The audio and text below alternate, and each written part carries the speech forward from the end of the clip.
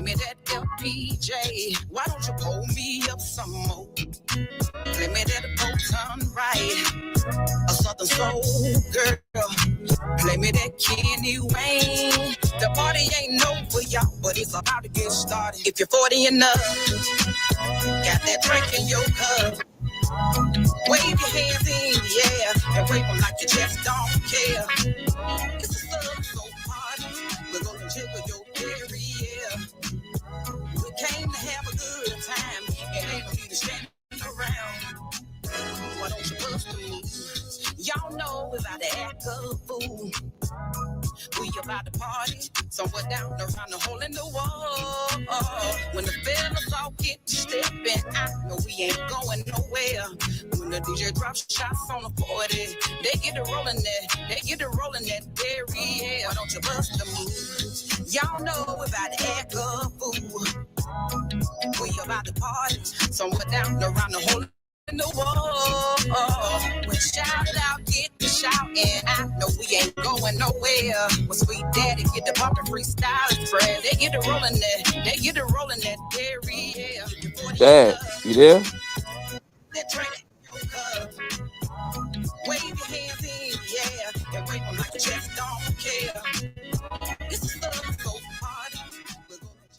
All right, everyone. Hey, guys, you know what time it is. It's time for the Studio W Sports page. I see my main man, Mill Brown, there, and also Kevin Harris. K-Love, what's going on? Oh, I don't hear anything from Kevin. How about you, Mill? Oh, that Kevin right there. Mill. Hey. Mic right. check. 1 2 1 2. How y'all doing? Doing all right. You're in there. Good. Look, thank you for bringing us in, Dad, and thank you so much for. And I apologize. This is gonna be a rough one as far as reception wise. We doing the show remote. You know, sometimes we do it remote because can't always get to Richmond every Saturday. So and right now I'm in Hopewell, and right now we're going through a thunderstorm, so the internet is going in and out. So I apologize for the reception and everything, things that's beyond our control. And That's right. one other thing that's beyond our control is the first topic. I want to keep you interested, Dad, because Kevin posted earlier this week in our little group chat. Our group chat has some interesting things. And Kevin posted that it ain't nothing on TV. And I replied, boy, you tripping. Now I'm looking through, I'm sitting down and I'm at home right here, you know, in my couch in my living room, and I'm scrolling through what's on TV and stuff. And I gotta say, I'm sorry, y'all, Kevin is right. Ain't a goddamn thing on TV that's worth watching. I mean, you got the dog show on ESPN too. You got Wimbledon on one. You ain't got WNBA until tomorrow. You ain't got WNBA until tomorrow. I mean, if it's just this time you gotta get caught up on your shows and everything, binge watch everything you done missed out, all the movies you done missed out on. This is the time to do that, because I swear, as far as action is brewing, if you're not into the UFC and boxing, that has just ruined that sport. Kevin was right. There is nothing to watch on TV today. Only thing I gotta look forward to is the WWE pay-per-view tonight, which I can tell you right now, I can sum this up for the WWE event tonight and tomorrow in 2 seconds. Trash. There's a wrestling wrap up for this week, Dad, right there. Trash. Oh man. We're gonna have more on that next week. I'm gonna have on the wrestling guru Kashana Freeman on next week, and we can wrap it up right now. But for right now, wrestling wrap up, trash. That's all y'all need to know. Man. That's it. Well, actually, on ESPN, it's supposed to be. Hey, check this out. On ESPN, it's supposed to be. Hold on. 2025 Wimbledon Championship, but they have the WNBA on. This is crazy. They can't even get it together. Minnesota versus Chicago. 113 left to go in the show. Minnesota 81, Chicago 84. Now, coming up shortly after that, we have on ABC, There's a WNBA. So you guys that's into the WNBA, I love the WNBA. And you're right. Other than that, nothing else is on TV. Let's see, coming up on the WNBA. Let me get it for you right now on ABC. What in the world? It doesn't even tell you what the hell's happening here. Oh man, Neil, Yes, I'm sir. trying to make it better. You're right. Trash. What did I tell you guys? What did I tell you guys what I've been telling you guys for years? After the NBA finals, man, you may as well wait until football season. And so I tell you, it's gotten so bad that I even got into, and Scott, you've been knowing me all your life, and I've been telling you, man, I didn't like preseason football, but I've been watching preseason football. That's how desperate I am to watch something on TV. And I've been watching game shows. I've been watching Master Chef. I've been watching AGT because there's nothing else on TV. It's a doggone shame. A multi-billion dollar industry, and they can't do any better than this. Man, I'm telling you. I mean, I'm looking for some reruns or something. I don't know. Yeah, this is rerun So season. anyway, That's what this is. This is rerun season. okay. I ain't got no defense for that. But there is that where there's a cloud, there's a silver lining. Do you know at the end of this month we will have an NFL game? At the end of this month, we will have football. NFL? Yes. Oh, the Hall of Fame game. Yeah, it's still an NFL game. I'll take it. I'll take it. I'll take it. Just give me anything. Oh yeah. Oh man, this is too good. All right, guys. But anyway, boy, where do we start here, Mill? Where do we start here? We want to talk about the little NFL. We want to talk about the NBA draft. The boxing guru isn't here, so we can't talk about that right now. But where do you want to start? All right, this is the thing. There's another issue that I'm having with this internet connections and stuff. I'm operating off of more than one phone. I try to use my work phone, which is a Samsung, to get into the studio at first. That's why I kept going in and out. Now I'm on my personal phone, which is an Apple phone, right? I'm in here, Right. as you can tell, everything's moving just fine. The problem is all the information that's on my for the Studio W Sports page is on this particular phone, so I can't get into the phone and look at what we need to talk about without closing the app and getting off the screen. Well, I can help you a little bit with that, Bill. So right now, Apple 1, Samsung 0. But I want to talk about Apple phone is working too. Hey Kevin, can you remember the my top 5 coaches on the hot seat? Yes. Yep. Give me 1 second. Hold on. Let me grab mine. Okay. All right. Hold on. Let me pull it up. And what's so crazy, I didn't know we even had a storm today. And I was taking a nap, and next time I know I hear this big boom going around. I'm like, whoa, all right. This came out of nowhere. Yeah, this was impromptu. And I thought we were gonna lose power today. I was like, wow. All right. Let me tell you while you're looking that up, Kevin. Hold on. While you're looking that up, let me share something with you. So we had the show. You guys know, Mill, you already know, and Kevin, you know, we have Ann Taylor's show that comes on at noon right here on the East Coast, the Eden as an Actor Worship Ministries radio show, right? And so her guest was having problems getting in. So in the meantime, we're just chatting, you know, a little bit, talking about what's happening and things like that.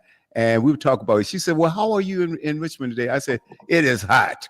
Oh, man, it was hot and humid and things like that, you know. And we talk about how this weather here, especially during this time of the year, is pretty much like Florida and Louisiana and places like that where, you know, you're sitting around, the sun shining, and then all of a sudden the sky opens up. So we're joking on that. Do you believe Right after I got off the phone with Ann, it started pouring. Just started pouring rain. Unexpected. I said, wow, ain't this some stuff? Yeah, Absolutely, that absolutely. Okay, that's Kevin. Virginia for you. All right, Yeah. guys, we are in luck. I got it right here. Oh, all Mills, right. top 5 coaches on the hot seat.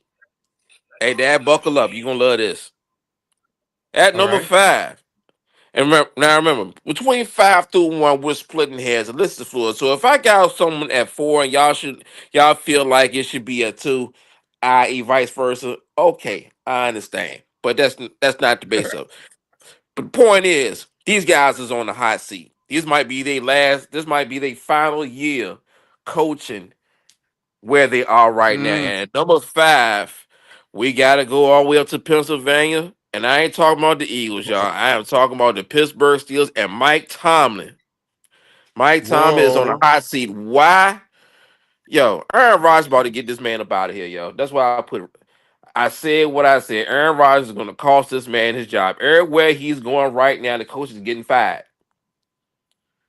Mm, He's Now washed. wow. He's past his prime. He is done.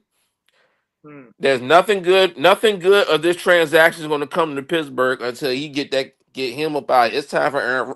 I have been saying for the past 3-4 seasons. It's just time to Aaron Rodgers to hang it up and retire. 'Cause there's nothing more that he can do to better his legacy than what it already is right now. All thing he's doing about is making matters worse, season after season. He took down the Jets. Now he's about to take down the Steelers. Yep. Mhm. Yep. Hey, can I comment on that? Can I make a But comment on that? yes, please, sir, please, sir. Oh man. You know what? I hate to say it. I'm a Pittsburgh Steelers fan. You know that. Your sister's a Steelers fan. I love the Eagles Yeah, too, right? And yeah, she mad at me right Tomlin, about now. he- Well, Tomlin, I don't they can't get understand. mad at You you, know what? Mel. They can't do that. I Yeah, mean, but you know if what? anything, you should be mad at Aaron Rodgers. Yeah, but you know what, Kevin. But you know what the thing Yeah. about it is, Nikki and I, we were just talking about Nikki, Scotty's sister, right? We were talking about this just yesterday. What in the world did the Steelers do when they passed up on Shador Sanders and got Aaron Rodgers? How stupid! Because, like you said, just like Aaron Rodgers, he stuck a forky in the doggone Jets, right? I've never been a fan of Aaron Rodgers. He's and I hate to say it, Scott. And you know, it's not Pittsburgh's legacy. They generally don't get rid of their coaches. They're one. No, I think they're the only team. Correct me if I'm wrong. They're the only team with coach longevity. Let me put it that way. Their coaches Yep. stay with them forever. They don't get rid of their coaches. And so, well they boy, I have the hate to see it. most. They have the most what? Well, as far as longevity, they number one. I That's mean, exactly right. it's different levels. You know what I'm saying? Pittsburgh is at they the standard bearer when it comes to that. But continue. Right. And so we were just talking about that, and I'm saying, women, hold. I don't understand. Maybe you and Kevin could tell me. They could have gotten Shador Sanders for a dime. Okay, when he dropped that far in the poll, Pittsburgh right there, they were in need of a coach. Why do you guys think that they did not select Sanders? That's the question. That's my $1 million question. Absolutely, Scott? absolutely. There was collusion. There was collusion. There was coercion involved. They had something. They have reasons other than this man's talent not to look this man's way. And the proof is in the pudding It's right incredible. now. Proof is in the pudding right now. Look at what he's doing in training camp. He will be the starting quarterback come come week 1. And That's it. you drafted a quarterback 2 rounds before him. Proof is in the pudding. Incredible. Absolutely incredible. Hey, I just want to give a shout out to Shalita Nelson. Thank you for listening in. Komika Coco Short, thank you for listening in. And all you other guys out there. Hey, let us know. If you're on Facebook Live, LinkedIn, or YouTube, hey, drop a comment in the comment section. It means a lot. Drop a like and a comment, and please share. Yeah, you're exactly right, Kevin. This is the most ridiculous thing. And in the press conference, when you had Mike Tomlin and the GM sitting up there, Mike Tomlin looked like he was lost. He just looked lost. And that's not a It good wasn't sign the at same all. Mike Tomlin. It wasn't the same Mike Tomlin that I'm used to seeing. Confident, the man's never had a losing season. But I'm telling you right, Mill, boy, oh boy, I would hate to see him go, but it might be on the way. Yeah, they might have to give him that parachute. Or Okay. it's Okay. crazy. All right. Yes, Yeah. it is. Ah, Number 4. We're gonna stay in the division. Zach Taylor of the Cincinnati Bengals. You done paid all that money to ah, Joe Burrow, done paid all that money to Jamar Chase, paid all that money to T. Higgins, and your best defensive player is holding out because you won't pay him. That is going to come back and bite you in the behind. You're doing all that money out, and you're going to miss the playoffs again because you're going to have the worst defense in that division. A division mm, that's compounded of a good Pittsburgh defense, a good Cleveland Browns defense, a good Baltimore Ravens defense. More of them later on. Yeah, mm. it's the writing's on the wall. It's toast. I don't see him. I see him. This is being his final season right there because you don't pay all that money to miss the playoffs. No team No, does that. And survives. no, Not even the no. cheap and natty Bengals. Not even the cheap and natty Bengals. Okay. Cheap and natty? Yeah, cheap and Oh, natty. cheap and natty. Wow, we coming up with some new words around here lately. But I've But never it heard is, that before. Oh my God, that's too funny. And but you know each what? year they're It is actually promising. touching. Yeah, and each It is year actually they seem touching. promising. I said, okay, this is their year. This is their year. Okay, it's things going to turn around for them. And each year, will they let you down? That's why I stopped putting any hope or anything, not even a dollar, on these cats, man, because they'll let you down every day. And they get more talent, and, like the Bengals. Look at the talent that they draft. Okay, because of their standings in the seasons anyway. Them and the Cleveland Browns, they have more. It's like what is that? Not a merry-go-round, but a revolving door as far as players are concerned. It's just sickening, man. And these cats, they're making millions and millions and millions of dollars. It's just incredible, incredible. And I'm not blaming and the players as much as I'm blaming the coach in the back office or the front office rather. well, it's All the right. front office problem, but we all know the coach is going to be the fall guy. We all know Well, that. yeah. But Oh, yeah. but Calvin, check this out. Yeah. And did you know when I first started watching football, I actually was a Cincinnati Bengals fan. You're kidding me. Hey, Dad, am I lying? No, you're not. No, Wow. you're not. It was the No, Icky not at all. Shuffle. Once the Icky, Now, Mill, you're right about you being a Bengals fan. However, I hated that Icky Shuffle. I yeah, hated it. I thought I wanted to throw some at the TV, but I said no, I can't buy another one. No, I couldn't stand it. Couldn't stand it. yeah, it was I said short. no. I My Bengals fanhood was short lived. However, on a side note, their all white uniforms are just magnificent. oh That yeah, that white Bengal hat, oh my God, they got some of the best uniform concepts in the league, especially dealing with the colors they dealing with. Top notch. I will give them their props. But Zach Taylor finna absolutely. get up out of I here. think We I finna tell you pack. something. I tell you something else. I tell you something else. Have you ever seen a Bengals sports jacket? That thing is Yes, tight. yes, It is a tight jacket. I love it. They've yes. got everything going for them except for they don't show it on Sundays. It's a doggone shame. I get in there, Yeah. I clean house, and I start with the front office. I swear I would, because things are no, no, no, no, no. And I'm Mhm. wondering, I'm wondering if it also is that locker room, that locker, because that locker room before you hit that field, locker room means a lot. If you're not together and when you're in the locker room, you're not going to be together when you're out on the field. Hey, Lorraine Absolutely. Jarvis, thank you so much for watching. Yeah. All right, Mel. Absolutely. Yeah. And and speaking of speaking of clean our front offices, that's what's fitting to happen to number three. Shane Steichen of the Indianapolis Colts. Mm. Mm. Rest it. My thoughts and prayers go out to the Jim Irsay family.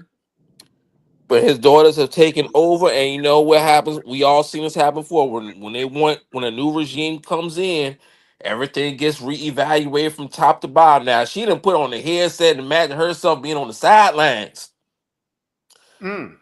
during the off season, doing OTAs and stuff like that. So she's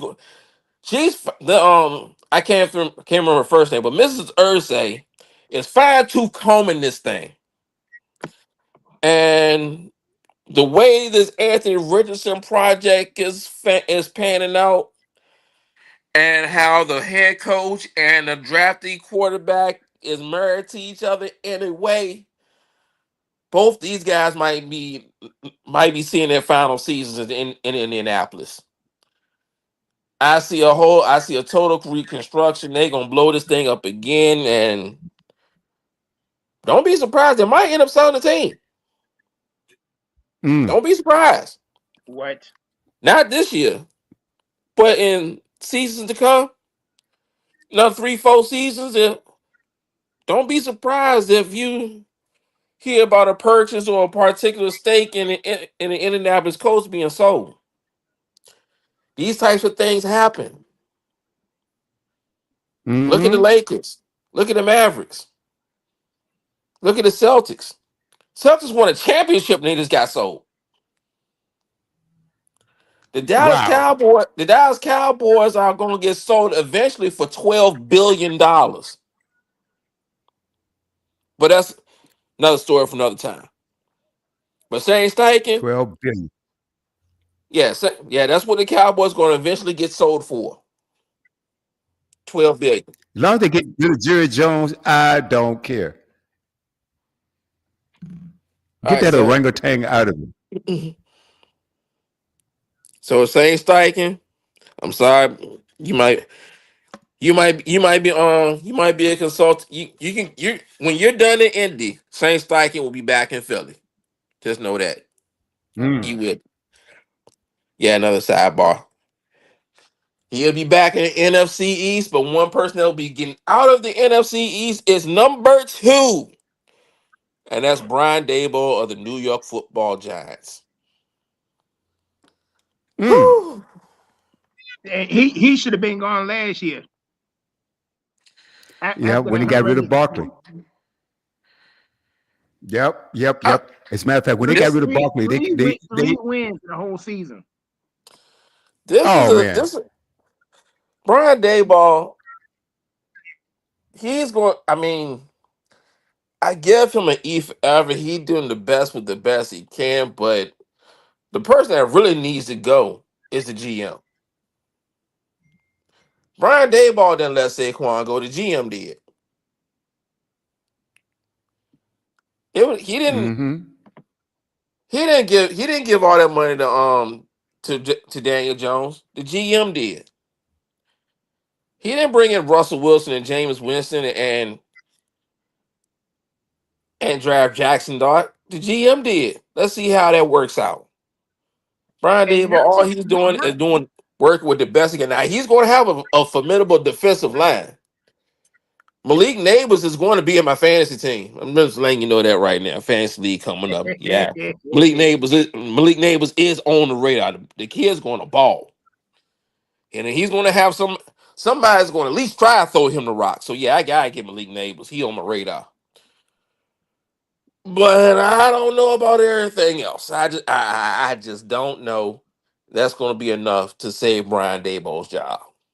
I mean, well, it's more the fact that you got swept by everybody in the division. You got swept by the Eagles, you got swept by the Commanders, and you got swept by the Cowboys. That right, those right there. If you can't win one game in your division, that's five immediately. Yeah, Come on, man. Mhm. Let's be real. You can't win yeah, one game. One. yeah. It's gonna be it. It should have been his last season. It should So have been. And he should have been gone last year. let's And, hope. and three Let's just wins. hope this season we can put him out of his misery. Oh, geez. Because that's somebody who he Mhm. needs to go. He needs to be relieved of his duties. I think he's had enough of a beating. I really do. I really Mm. do. Brian Dayball, I'm sorry you got to go. We got to pack you up. Which leads me to my number one. Leads me to the number one coach that is on the hot seat, and I can almost guarantee this will be his final season in Miami. Guaranteed. Guaranteed. Guarantee Mike McDaniel will be fired by the end Wow. of this season. Mm. Hey, he's a play. Like I said in the chat, he's a player's coach, but he's softer than drugstore cotton. Pack him up. He's not head coach material. He's not. Mm. That's the reason why Miami Dolphins cannot win tough games. They cannot win games in cold weather. They can. They will. They will be a 500 team at best because the longer the season goes, the worse they get. Boy, I wish Red was on here to hear this. I wish Oh, Red was here. I'm I about to wish he say was. don't tell Rev that because guess what? He probably listening in right now. I ain't got to. Asante Samuel did. Did you hear what Asante Samuel Mm-hmm. said about Mike McDaniel? I can't repeat what he said, but no, he's not head coach material. He lets too much stuff go. There's no discipline there. It's much more the players run the team more than the coaches do. Mm. In that case, No the coach got to discipline, go. no structure. Late for practice, there ain't no penalty for it. Players yelling back at coaches, ain't no repercussions for it. Nobody's getting fined nothing. And not to mention Tyreek getting arrested in the season opener didn't do any favors either. Mm. Yeah, Think about it. they ain't do nothing to Tyree. They ain't slap him on the wrist, nothing. I They mean, didn't do and I think that should have been the start of a downfall right there last year. Mm-hmm. You know what I'm saying? Yeah, I mean I agree with actually with most of the list. I just think it should have been reversed because I think number one should have been Mike Tomlin, for real, because of obvious reasons. Number two And should have been like Dayball. Well, you did have that right. But yeah, I just think like the order might have been flipped a little bit, but the majority of the time, and I'm sitting there trying to comb through it, and I can't disagree with most of it, believe it or mhm. not. I mean, if you want to put if you he, have what's at 5, you want to put that at 1. Yeah, Hey, that's fine. We yeah. splitting hairs. All these dudes gonna get packed up. Eventually, it's going to all right, come out the scene, basically. If you want to flip them around, cool. right. You got now. My question to you guys: anybody think I left out? I, Um, I think you pretty much covered it. I think you pretty much covered it. Like I said, I just hate to see Mike Tomlin. That's the saddest one on your whole list, but you know, and I hate to see it. I hate to see him go. But like I said, when I saw that press conference, he didn't look quite right. It was like he really didn't have any power, and that's where it looked like he didn't have any say so in the matter, right? And it looked like he was getting a little defensive behind that too when questioned about it. So I don't know. I don't know. It seemed like to me that that head coach should have more say than he showed, or even if he, I don't know what you guys think. It seemed like to me that uh, things didn't go the way he wanted them to go, and I don't think he had the decision. They gave him the power to make that decision. What do you guys think? Yeah, I think it's going to come down to a mutually agreeing of parting ways. Mm. It's Well, going if he does, it then let me ask you this. Let me ask you this, because you know how hard it is, especially historically in the league, how difficult it is for a black coach to get a job. Yeah, so With that this I with this track record, do you think that another team might just snatch him up real quick?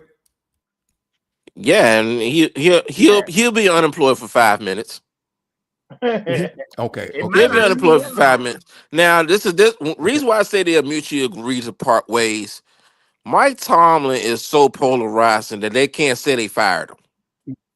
Even if that's the Okay. truth, they can't say they fired him. It'll be too disrespectful to Right. his legacy. So it will say mutually agreeing to part ways, or he Oh might just yeah. say he Uh, retired. mm-hmm. Because let's just be And honest. you know that's a Let's lot. be honest. And, What does and- Mike and Tomlin you know have there'll to be a prove? lot too. Right. He could walk in the Hall Right. of Fame right now. That's true.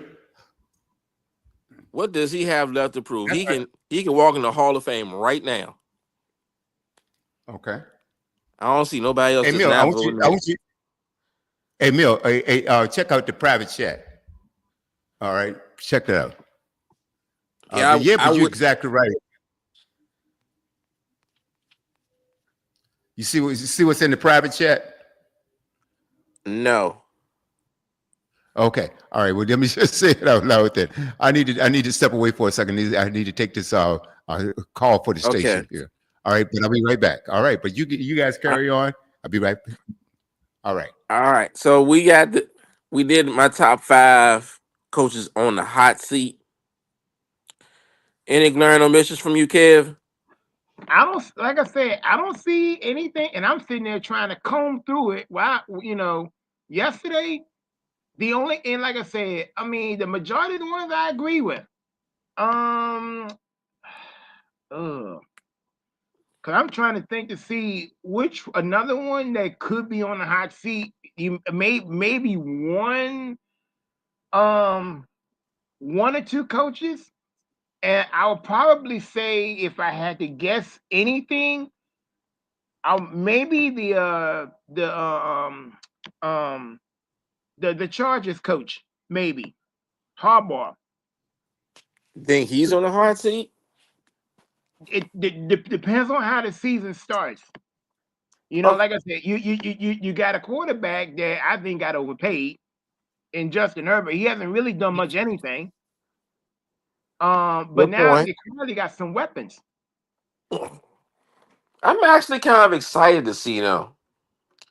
I'm actually kind of excited to see them. So let's get. So we're gonna segue into this. Yeah. My top five NFL contenders. Oh, very yeah. That's what I'm waiting on. Now, Oh, The Chiefs and the Eagles, I excluded them because they were in the Super Bowl. right.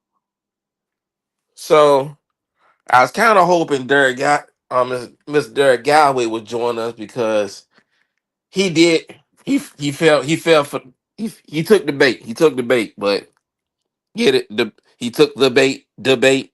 Get Yeah. it. All right. So number five, Detroit.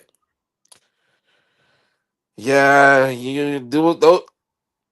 They gonna get Aiden Hutchinson back. The way they balled out this past season, I see them only just keeping continue to make those strides. I do see them repeating as division champions because they was nicked up all across that defensive line, and they still managed to be what the number one seed. Number Yeah. Still had one of the best records in the league. So you get Aiden Hutchinson back along with the rest of those guys, that's going to be nasty. Now number four. Hmm. This is where Harbaugh comes in. I just put the AFC West. That's gonna be a division to watch. The AFC West, because you got of course you got the Chiefs. Like I said, outside the Chiefs, I got the Chargers as being a problem because you got you still got you still got you're still pretty formidable on the defensive side. You still got all pro safety. Still got a pretty good defensive line.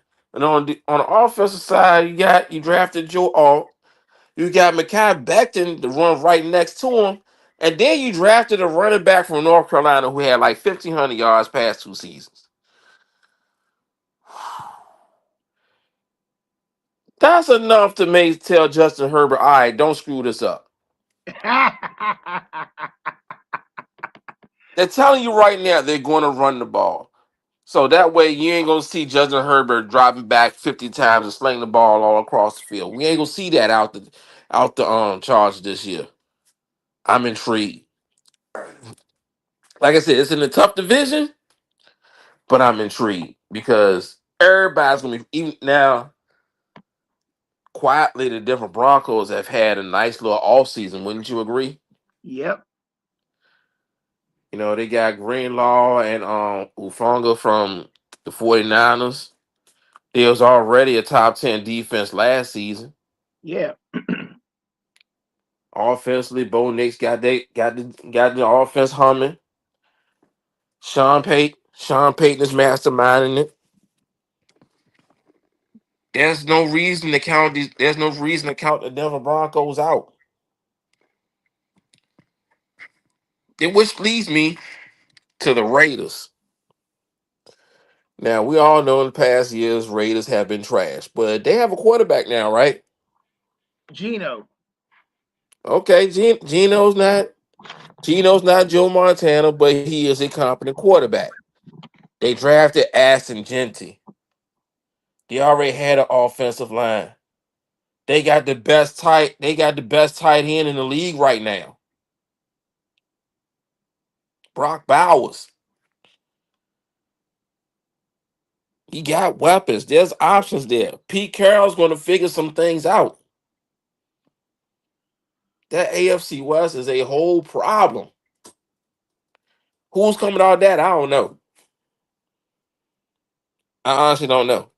Mm. Now, which brings me to my number three, my sleeper pick, the Tampa Bay Buccaneers. Mike Evans probably break another one of Jerry Rice's records this year.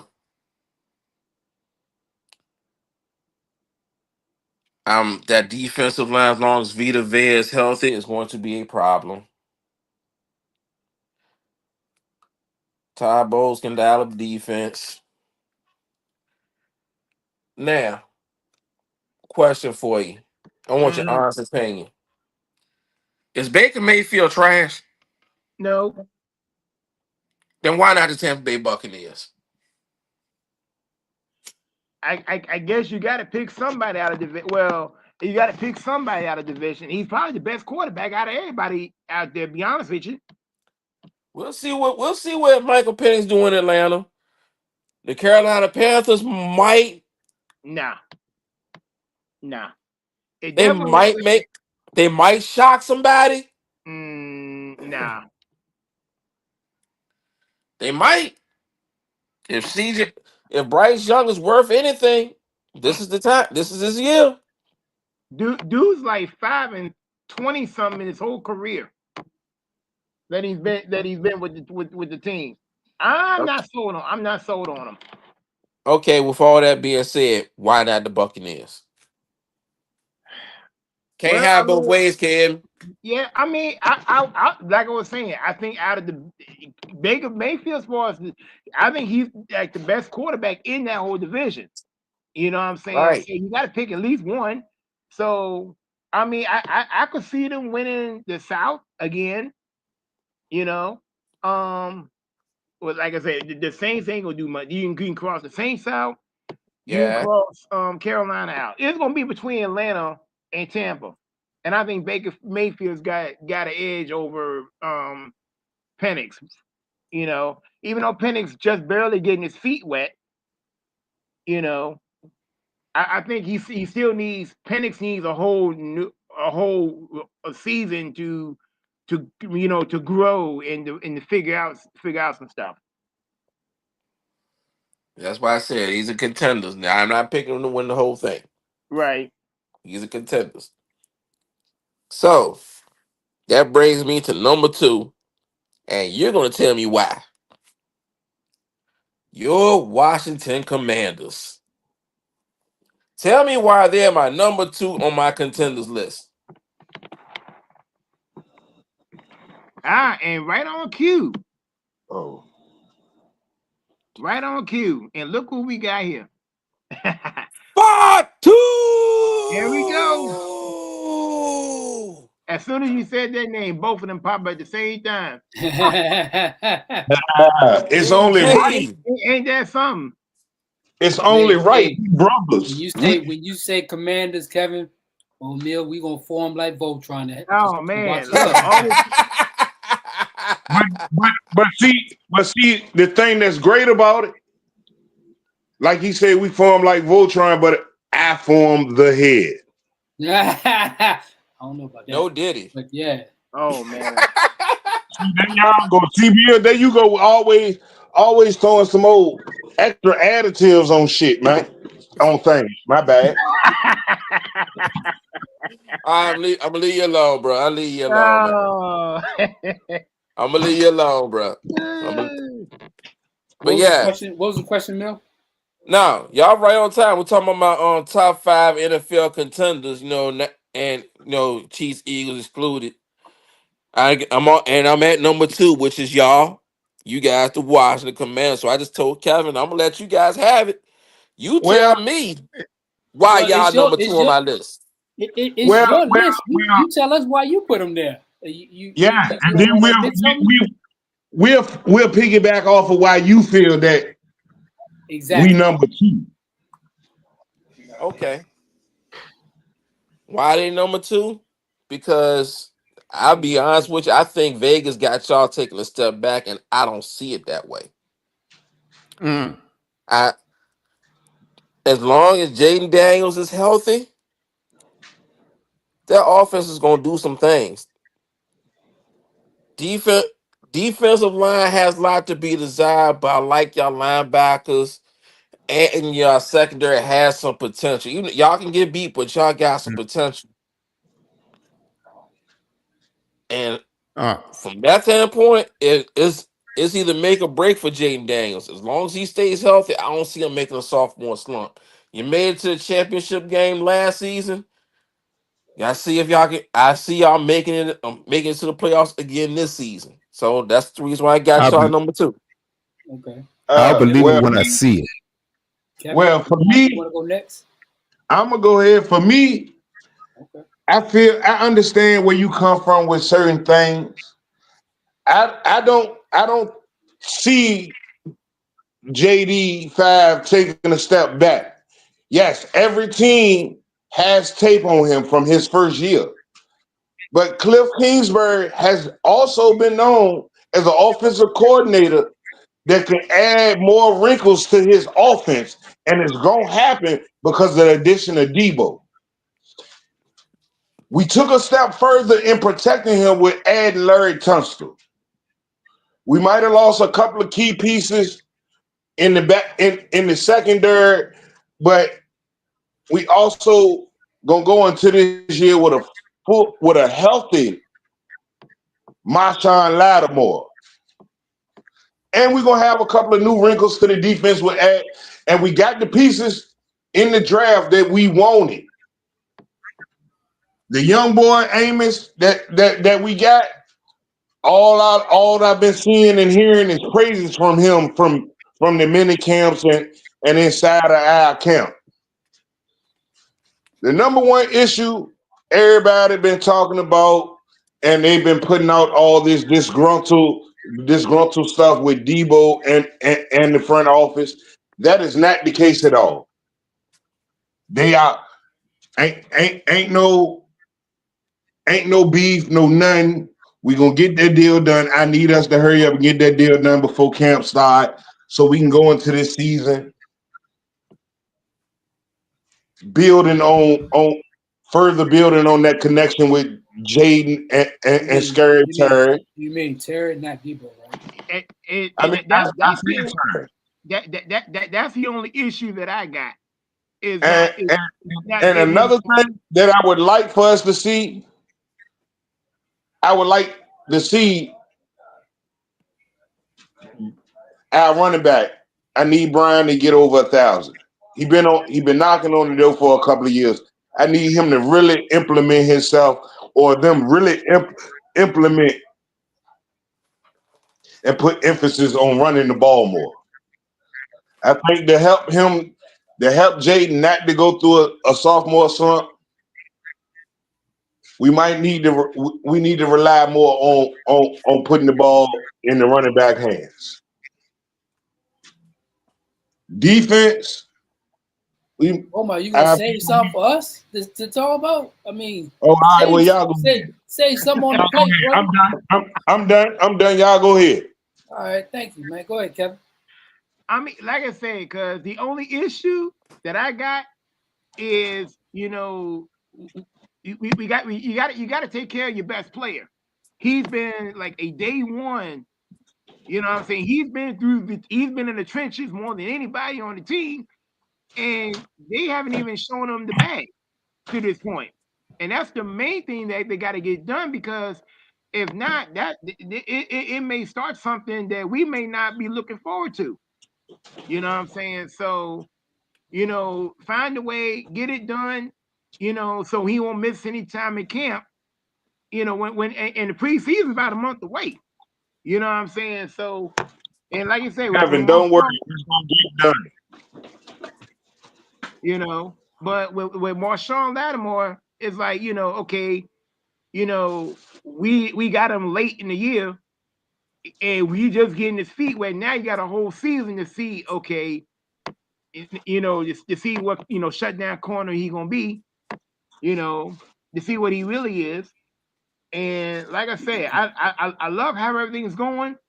Debo's got a chip on his shoulder. He's got something to prove. You know what I mean? So I like where things are going. And I love it how when Vegas says one thing, the results turn out to be something totally different. That's all I really got. Vegas had us wrong last year. Okay. So Kevin and Roma kind of covered a lot of the points. I'll go into detail about why Neil feels that way, why they're number 2. The main thing, in my opinion, is we took care of the most important thing that was supposed to be taken care of. And Mr. Brown always talks about this, the trenches. Took care of the thing that we're supposed to take care of when you have a rookie or a star quarterback. As you notice, when Cincinnati got their star quarterback, they didn't take care of the offensive line around him, and you saw what happened with the injuries that happens to Joe Burrow every year. He gets hurt. You take care and you protect your quarterback, your star, then you allow him to do what he needs to do. I think by us replacing both tackles, the right tackle with the rookie draft, which is a home run, and then the left tackle with a perennial Pro Bowler, is going to make a big difference. Now, the former tackle, left tackle, kicks inside, and now you got a new left guard who that's his natural position. So in actuality, we got 3 new offensive linemen. You kick in, what was his name? Cosme coming back in October. The line is vastly improved. Take away with, you look at the defensive side of the ball, you got 3 to 4 total, I think, defensive linemen by removing the salary of Jonathan Allen. Those 4 will help us in the run game.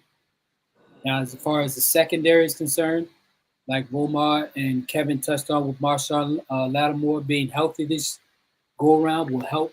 Also having a full offseason of getting to know the plan, the game plan a bit better rather than being thrown in, after coming from the Saints, that will help. That draft pick of Amos, you could put him on the other side. If he truly is going to be a lockdown and a press man like they said he's been in camp and what he was in college, that allows us to take one of our best weapons in Mikey and put him in the slot, which is where he belongs. Now he can blitz off that slot. He can play the run. He can take away your third down options, whether it's a tight end, whether it's a slot receiver. When they move What's the Eagles' second receiver name? Mill. What's your second receiver name? Devontae Smith. When they move Devontae Smith in the slot for a needed third down, you can put Mikey on him now instead of having to put Benjamin St. Juice on it. Now we got a legit corner to match up. Now you can play chess. The only weakness now is, and people talk about it, is a legit pass rusher. Will we have to rely on blitzing so much to play man-to-man on the outside? Can we get consistent pressure from the front four? Because the linebackers, Wags and Wagner and Louvu, and now you got McGee, who's healthy, who was a draft pick. A lot of people forgot about him. He's going to be playing more now this year. So he's going to be coming off of that knee injury. That's going to make the whole team come together. And I feel it won't be a drop-off in year 2. That's all I got. I like that. So, since we got some time, and I'm on here with 3 Washington Commanders fans, and I said y'all my number 2. So before I even get to my number 1, because my number 1 everybody would agree with it, but I Everybody want to knows stay right that here. pigeon stew that you cooking in Philly. Say what? Everybody know that you cooking that pigeon stew in Philly with your number 1. Philly has nothing to do with my number 1 pick. Anyway, All right. let's talk about y'all schedule.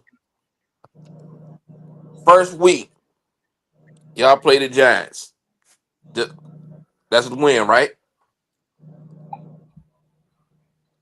Can Yeah. we can It should be. y'all keep tied this. Week 2, Well, y'all play the Packers. That's gonna be interesting. Y'all go to Green Bay. It's not going to be an easy win, but I see a win.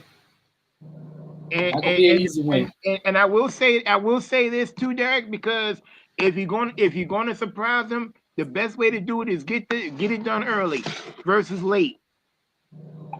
Yeah. Okay. You know what I'm Next saying? Yep. next y'all come back home to play the Raiders. Then y'all go to Atlanta to play the Falcons. Yeah. Then from there, y'all fly all the way to the West Coast to play the Chargers. Then at home to play the Bears before you head to Dallas. Y'all should win the majority of those games. I agree. The tough one is going to be Green Bay because it's in Green Bay, but it's not in the cold. So that's going to be a big difference. Now, if it was in the 2 to 3 degree weather, that's going to make a difference. But I don't see the consistency with Love. He can get hot, but if he doesn't have a good first half, he usually doesn't turn it on in the second half. I mean, either he's hot in the beginning of the game and carries it through, or he's slumping, where he's like 5 for 18, not getting much going. He doesn't show the ability to turn it on in the second half. So it really depends on how the defense plays him in the first half. And As no, far as Atlanta, oh, unless Michael Penix takes a huge step from last year, I don't see Atlanta as a big threat. Y'all And should handle again, that. we well, should. another reason too, Derek, is also you got to remember it's a Thursday night game, so you only got a 3-day turnaround. What, from the Green Bay game or the Atlanta Yeah, game? I mean, like from the Giants game to the Green Bay game, or actually the Sunday was Sunday to Thursday. You only got 3 days to prepare versus a week. So that Yeah, also plays, you so got that 4 also plays a days. huge part too. So Yeah. if you're going to get them, that's the perfect time to do the strike. It's early. Yeah. I Yeah, actually like the way they schedule it. I actually like it. yeah. That just that travel wise and that time wise, that Packers game is gonna be rough on you, and the Chargers game gonna be rough on you because What time is you're that at one? Atlanta the week before, and you fly out west to face the Chargers. What time is that game starting at? 4:25.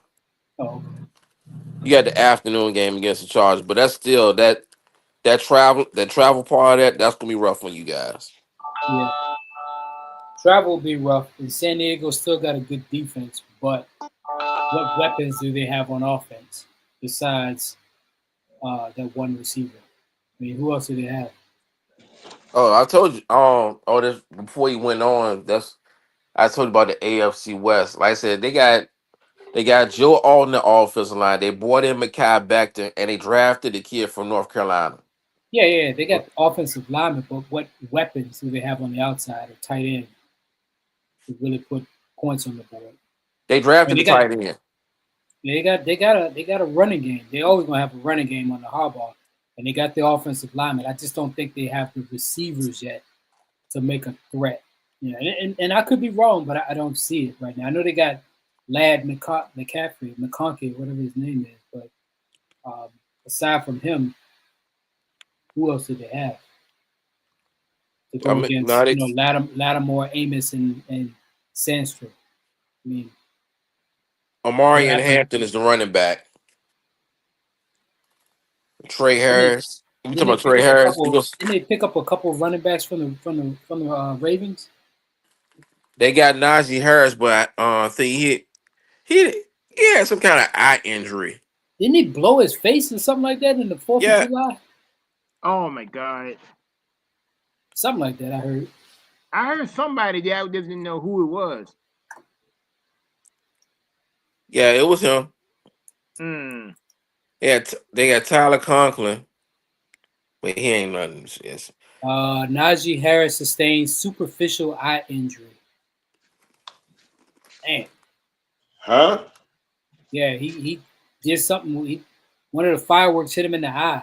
So I don't know how long he gonna be out.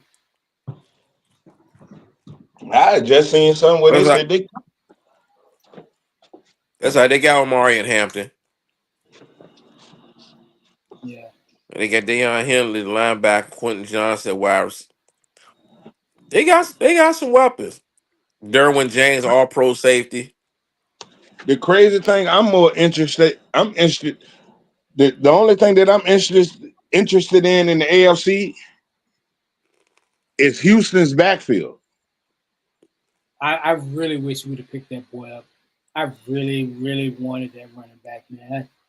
I did not like him going to Houston, but he gonna Houston take this. backfield might be the best 1-2 punch in the NFL this year. I ain't lying. I ain't lying. Especially if my boy from Cleveland is healthy. It's been 2 years now, so he should be. Yeah, I can't remember his name right now, but Bruh. Chubb, Nick Chubb. Yeah, I really wanted to pick him They up. got him. Really They did. got him on a steal. Yeah, they did. And what I mean, they got the vet minimum, right? Yep. We could have put that up for him, man. Hey, and the crazy thing is, the wide receiver that they drafted showing out too. Yeah, I mean they lost a couple receivers, so they needed somebody else to step up. I mean, one to Man, they injury, and the other one Diggs got left Larry and went to Fitzgerald. They got the new Larry Fitzgerald. Watch what I tell you. okay.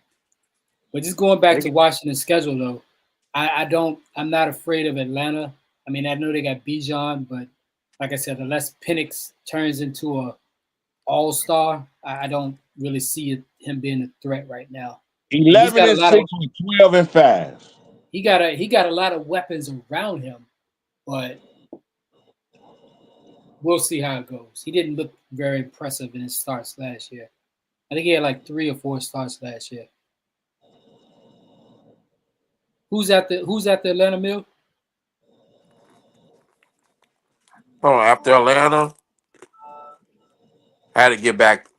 I had to get back to. I had I went to Houston's schedule. I mean Oh, okay. Houston's roster. Let's see. After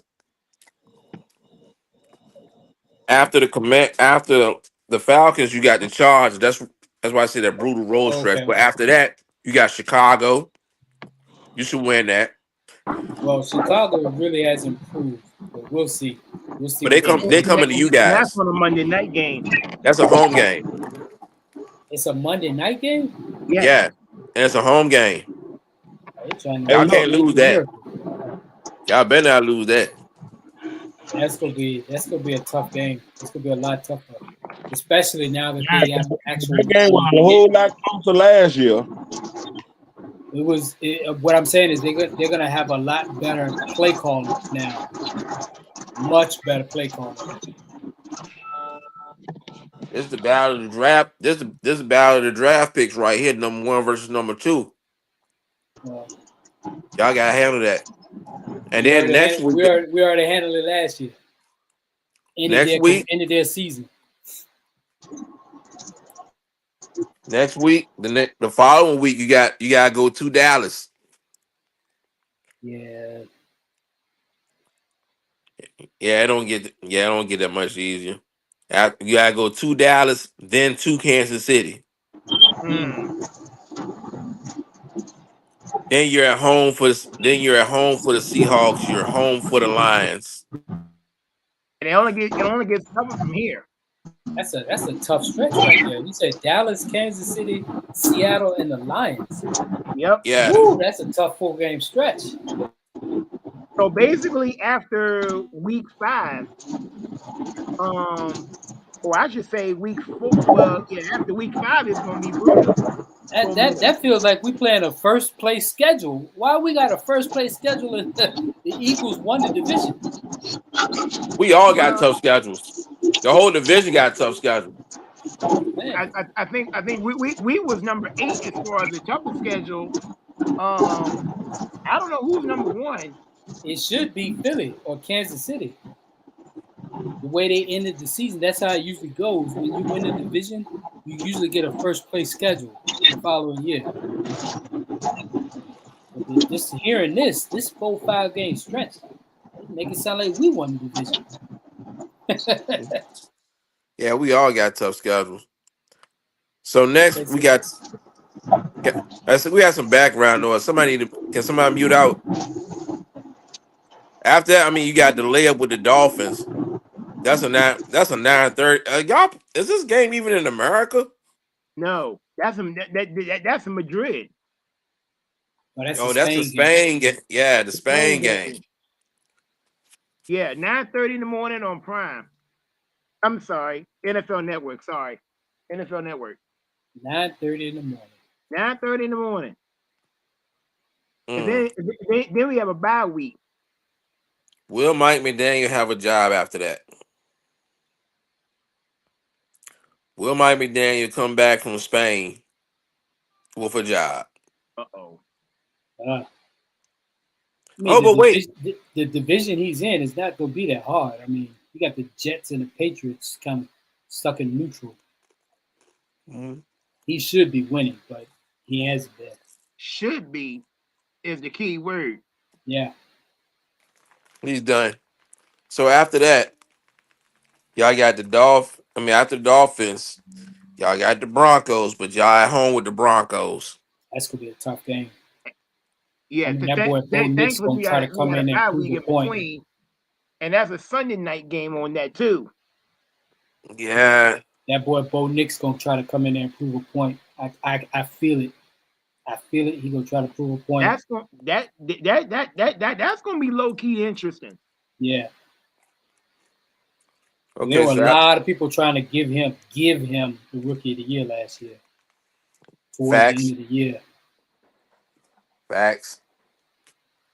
I think he should win to Brock Bowers, but that's none of my business. I'm just saying. We never seen that from a tight end before. That's why he should have had it. But anyway, y'all go to the Vikings after that. I don't feel like the Vikings are going to be a threat like they were last year. I have a feeling that the Vikings might regret letting old boy go and keeping Sam JJ. Darnold? Yeah. I just don't feel like JJ gonna hold up the offense as much as like Sam did last year. I could be wrong, but I just don't feel like JJ is that good of a quarterback. So he could grow into it. You know what? Interesting point there, because let me ask you this. Now that he's in, do you think Sam Darnold's like a flash in the pan? I think Sam Darnold fit that system perfectly in Seattle. in Minnesota. No, yes, Sam Darnold's gone, but he's in Right, Seattle now. right. Yeah. So that's what I'm saying. I think the Vikings are going to miss him. I don't think JJ is going to Yeah, I can do the see it in a same way. thing, going 14-2. I don't see it. Let me ask y'all this. Now, I sent you guys the link. And I'd like to thank you guys for coming back and joining my Studio W Fantasy League. Where does this leave Justin Jefferson? Would y'all draft with the Fantasy League coming up in the draft in almost a little under 2 months?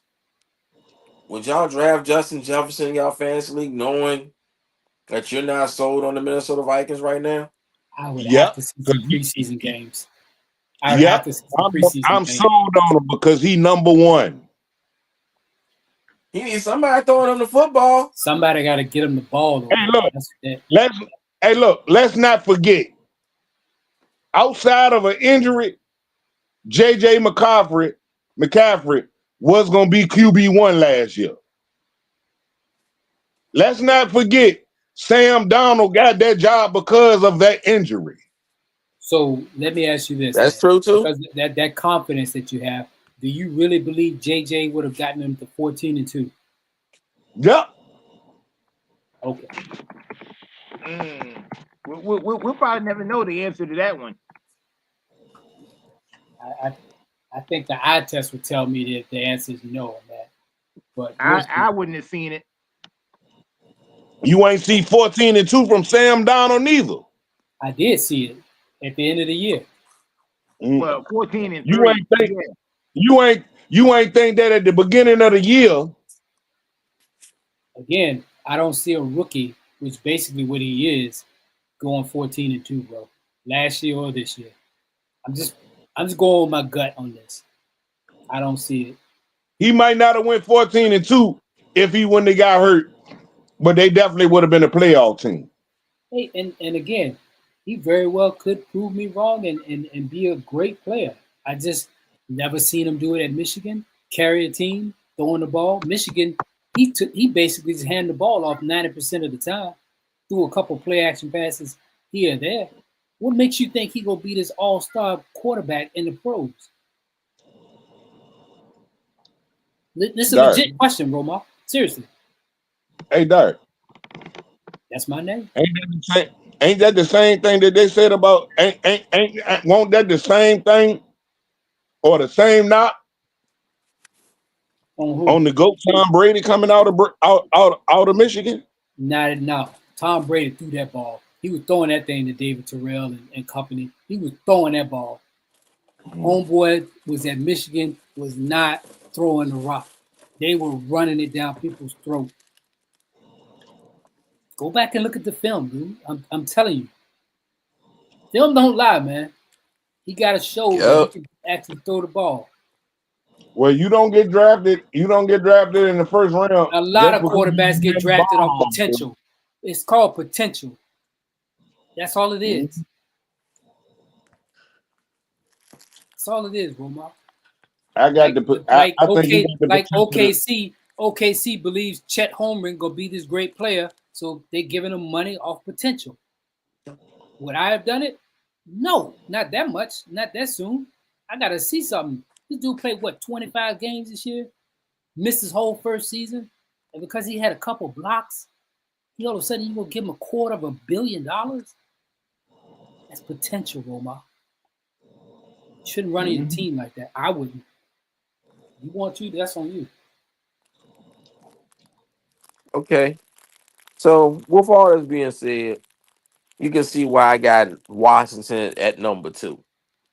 Because right now you're going to win the majority of your football games. You're going to be in the playoffs with the wins loss we already counted out. So we don't need to go no further than that. Now that's number 2. My number 1 contender right now, and I see I got the boxing crew, Mr. Mark Daniels join us. Thank you for joining, Mark. My number 1 is the Baltimore Ravens. Hey, Mark. Mm. Is Mark? Hey, yeah, I'm here. Hey, I got your Baltimore Ravens as my number one contender. That's not the Chiefs nor the Eagles. Can you elaborate? Tell me how that offseason went. It's still a lot of question marks for me. I mean, they went out, they got DeAndre Hopkins, great, one of the best possession receivers I've ever seen. And, he ain't at that point where he can stretch the field like that anymore, but it gives him a chance to get Zay Flowers open, Rashard Bateman open. Uh, Mark Andrews got to recover from that drop in the playoffs. I believe Likely is still there. The big question mark for me, and I know it sounds crazy, is letting Justin Tucker, who's kind of the heart and soul,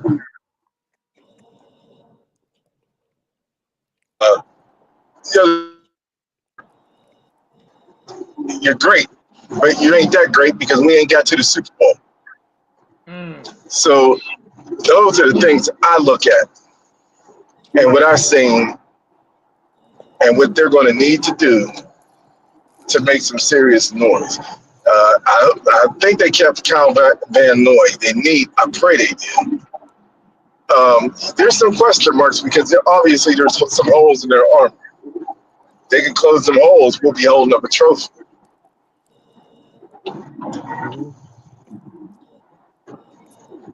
Well, I like what the Ravens did by drafting Malachi Starks. Then they brought in Jair Alexander on the cheap. That along with Kyle Hamilton, I'm sorry, I'm scared of that secondary. Yeah, but the problem is Kyle Hamilton gets hurt a lot. You see, he's a hitter, but he gets hurt. I understand that. We're gonna see him when he's healthy. He's gonna be a problem. But, But but again, we got to get through the playoffs. Every year they beat 14-3 and all that. Then to come playoff time, we lose the first game. yeah, I agree because one reason why they number one, Lamar Jackson, I feel like he has to get it done this year. He's he's had multiple MVPs. He's had He should have had a third. right. He gets his team to the postseason, and then he has not been able to prove himself yet. It's But time for no, him he to gets prove there himself and in the postseason. what's the bet? Excuse me. He gets us there, then he wets the bed. I don't know if I'll blame the last 2 years. I don't want to blame this playoff. No, I was going to say this.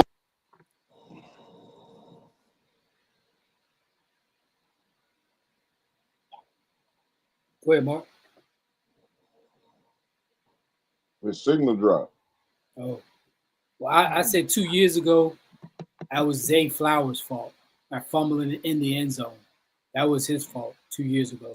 Last year, I blame that tight end. I know Lamar had a fumble that was costly, but those brain farts that Mark Andrews had with that fumble, the drop pass, and the other mistake he made at the end of the game.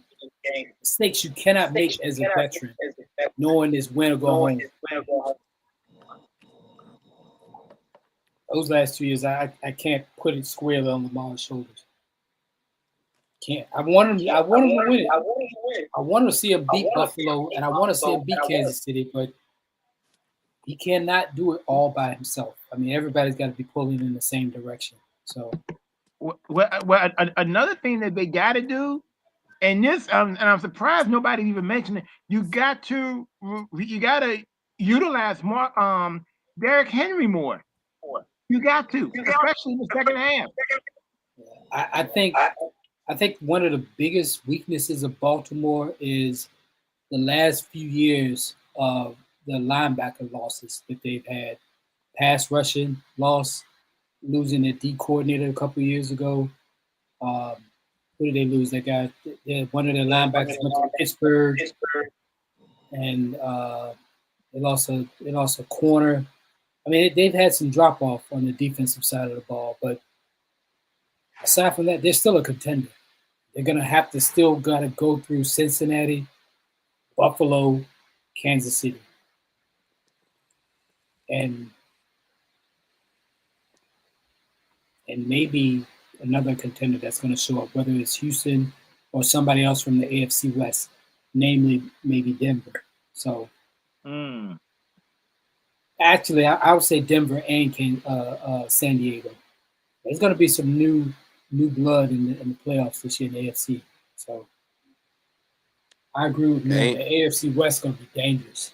It's going to be tough for Kansas City to just sweep and get through it like they used to. Not going to be that simple.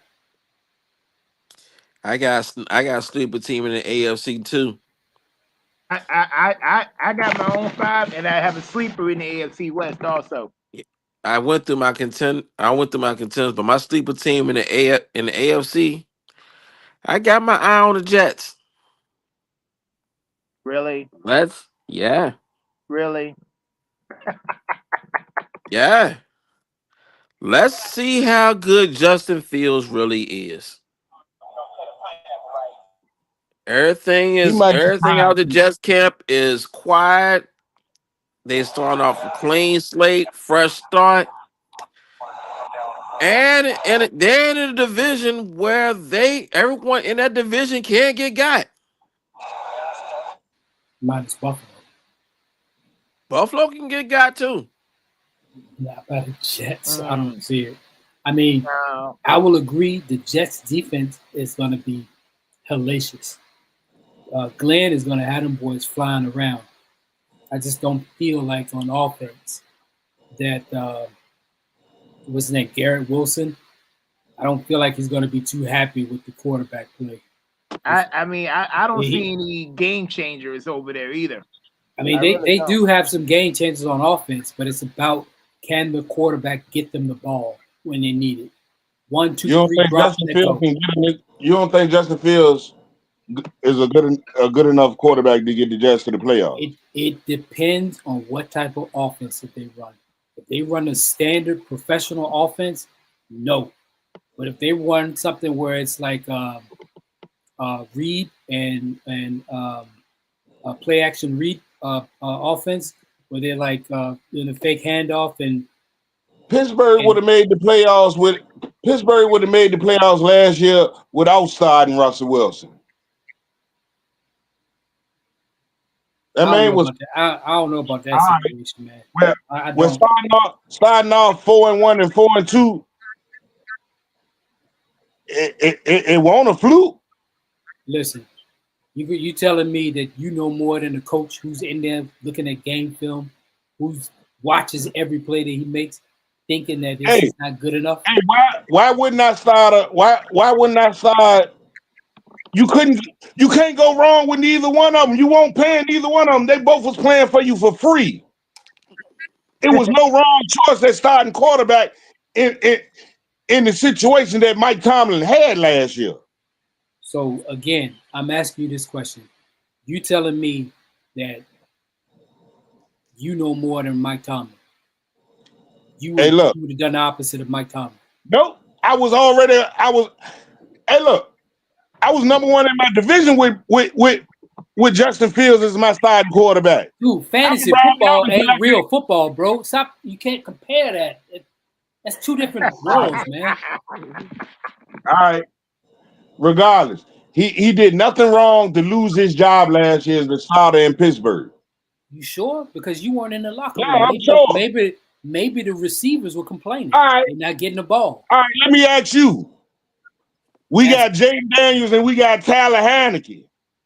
Okay. Jaden our starter, he a rookie. Okay. But he's 4-2, but Tyler Heineke is the vacuum. All right, you gonna start Taylor Heineke over Jaden? Well, this is different because no. You gonna let me answer the question, or you gonna interrupt? Jaden is the number 2 pick. I'm going regardless Jaden of all what the way. Justin Fields was the number 1 pick. You sure? Justin Fields is the number 15 pick in the first round. Okay, well, either way, Nick. Go ahead, Galloway. Yeah, you go ahead. Stir your pot. Hey, look, just because we disagree, bro, you ain't got to go get all upset. We disagree. Stir your pot. That's all it is. Brother. What's going on with you today, bro? You all right? Yeah, I'm gonna let you cook. I just see it different. And that's cool. Ain't no need to get emotional about it. You just have differences of opinion. I see it this way. You see it that way. We're going to find out when the season play out. My whole point is Justin Fields is not a quarterback that plays in a pro set offense, right? He runs better in an offense where it's more play action and more read and react.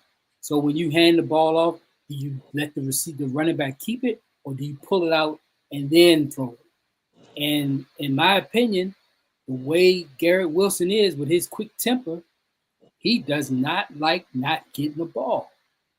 You saw how he acted when Zach Wilson was there. If he won't get the ball, he was turning into a diva. Hey, when you need to tell tell Garrett Wilson he need to learn how to create separation for himself to be open, because he ain't never open. Okay, all right. So you telling me Pickens ain't act the same way when last year in Pittsburgh? He was doing the same thing. George Pickens was acting the same way. Well, then how's he going? But it ain't all on the quarterback, because if you get yourself open, I'll throw you the ball. If you can't get yourself open, then why am I throw the ball to you? Dude, this was happening in Chicago as well. You think DJ was acting all happy? He was not happy that he won't get the ball.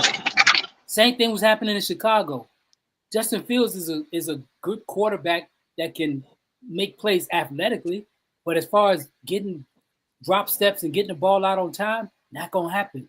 That's not who he is. And that's what I'm trying to get you to understand. Yes, it's great what he does in fantasy because he's running the ball, he's running for touchdowns and stuff like that. But that's not pro. That's not NFL. That's what I'm trying to say. The difference is from fantasy football and real life. The thing about the Jets, just watch how the receivers act towards him. You'll find out. Yo. I get what you're saying, Galloway. But you don't think that politics had anything to play with Justin Fields not being in Pittsburgh? You know, you got too. Maybe. But did you notice a change in Pittsburgh when Russ came in? The receivers were happy. You started noticing touchdowns being thrown. You started noticing Pittsburgh could move the ball down the field. Pittsburgh was winning games. Yeah, they were winning short, running and play action, bootlegs, keeps, and Justin Fields was making plays that way. But what if they got behind by 10, 14 points? You think Justin Fields bringing them back? They weren't scoring. That's what Russ came in for, and they were scoring until the end of the year. And he kind of wore down. That's my point I'm trying to make. Justin Fields, he may eventually evolve into a better quarterback, but getting the ball down the field wasn't his strength.